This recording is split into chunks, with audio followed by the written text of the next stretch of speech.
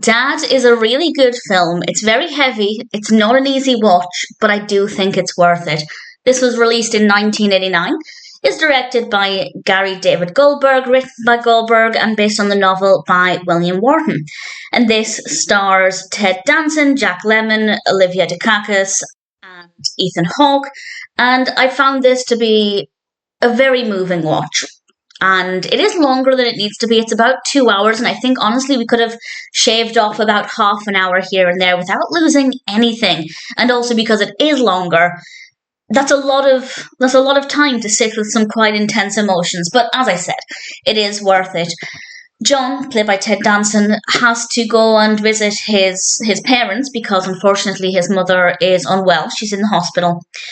And he has to basically try and help his father learn to cope a little bit better on his own because he's not necessarily used to doing things around the house, and John helps him to learn to deal with that a little bit better, but obviously also helping him, supporting him emotionally as well, which I think is very moving and not something that they're necessarily used to doing as a family. It's not necessarily the way that they interact as a family.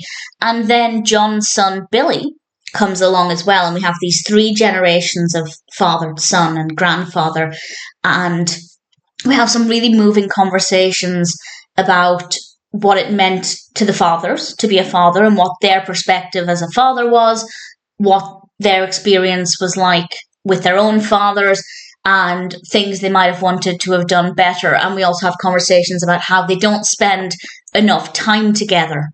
And this is kind of both sets of father and son, and the importance of making time for each other while you still have the time. And that's kind of the overarching theme of the film. It's about how you behave as a father and as a son, and making sure you're there for each other, not just when it counts, but the times in between as well.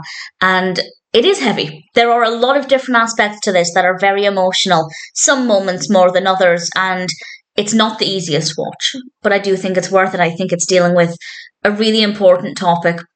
And obviously, if you're not a father or a son, you're still going to get a lot out of this, I think, because everybody can relate to it. I feel like certain aspects of this, regardless of what your relationship is with somebody, I think there are strong takeaways, and it's absolutely worth watching. As I said, it is considerably longer than it needed to be.